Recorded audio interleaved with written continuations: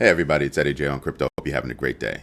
So right now, what's going through my head is how much the government is dragging its ass about the U.S. debt ceiling. We're not talking about future bills. We're talking about past bills, right? Bills that we already have, not bills that we're going to have. And they're waiting until the last day. So when you looked at all that stuff that's going around with, McCarthy and everything, this is the work that we need them to do. Doesn't matter if you're a Democrat, Republican, none of that matters. What matters is that they get to work, roll up their sleeves, and get it done. And because we're waiting until the last minute, they're nowhere even close on having some kind of a deal. And that causes market pressures. As you can see, yesterday, the market took a dive. What was it, like 600 points? And so did crypto. The only good thing from that is that it created an opportunity, right? It was an opportunity for me and my kids to go buy some more. You couple that with other things that are just as big.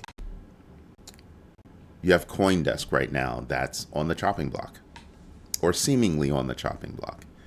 DCG needs to raise some funds, and CoinDesk is sitting right there. So the valuation of CoinDesk is supposedly going to be set at $1 billion. Possible? Oof.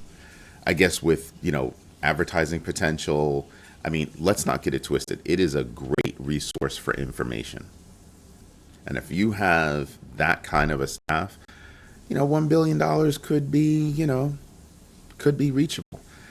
Go there, check out CoinDesk. They do more than just write articles, have typed articles. They provide video content, a whole bunch of things. So there's a lot that CoinDesk actually does, which makes their valuation of $1 billion, pretty feasible. Okay, but they're on the chopping block because DCG needs money.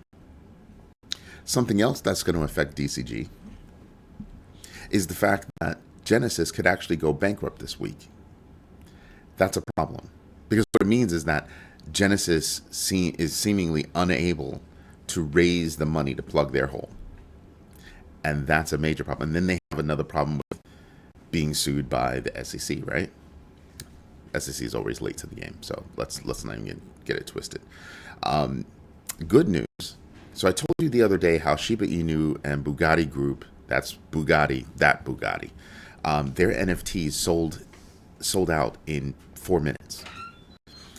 That you look at that and you kind of go, NFTs, But then you look at Yuga Labs and their Sewer Pass NFTs selling $6 million worth in 4 hours. Well, in a matter of hours. $6 million. That says firmly NFTs are here to stay. So start rethinking, how you believe and how you collect artwork, all that good stuff. Start rethinking what you think about NFTs, as well as NFTs are not just for passing pieces of art back and forth. They prove authenticity, they prove ownership, and they give that owner rights. So there's a lot that goes on in NFTs. So that's something I would pay attention to. The big one that I had this morning, I was watching, I always turn on Squawk Box. My office is automated. So the lights come on, computer comes on, television comes on, gets to to Squawk Box. And I was sitting there and I'm listening to Jamie Dimon get heated. And I don't mean a little heated. I mean mad. Like mad. They brought up, I think it was Andrew Ross Sorkin that brought up the idea of, talking about Bitcoin and everything, Bitcoin and crypto and everything else. And Jamie Dimon went straight into his normal spiel about how Bitcoin is a hyped up fraud. It's a Ponzi scheme. It's a pet rock. He got so mad, right? I mean, he delivered it with a smile on his face, but he got so mad that he literally told Joe Kernen, who had joined in on that conversation, that they should drop the subject. And I just sat there. I was like, whoa, that's actually telling. Now, I want to get into, Jamie Dimon's take on it. A lot of people like him are trying to separate blockchain technology built for crypto and crypto itself, right? And how much they're trying to drive a wedge between the two so that they can continue to say that crypto is garbage, it's fake, it's a Ponzi scheme, blah, blah, blah, while they run off and build out their blockchain technology as well as get involved with existing cryptos. If you go back to my videos, I've got a lot about how JPMorgan, DBS Bank, and a few others, Aave, Polygon, are involved in this whole this whole service for DeFi. And I sit there and I just go, but Bitcoin is a Ponzi scheme. Now let's explore that. Wasn't that because, nobody would be looking at blockchain if Bitcoin wasn't? Put it out there.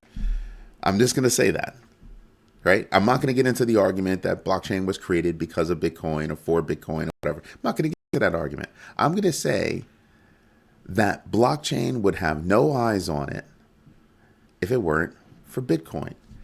And then on top of that, all of the projects that are going on the various blockchains that are out there.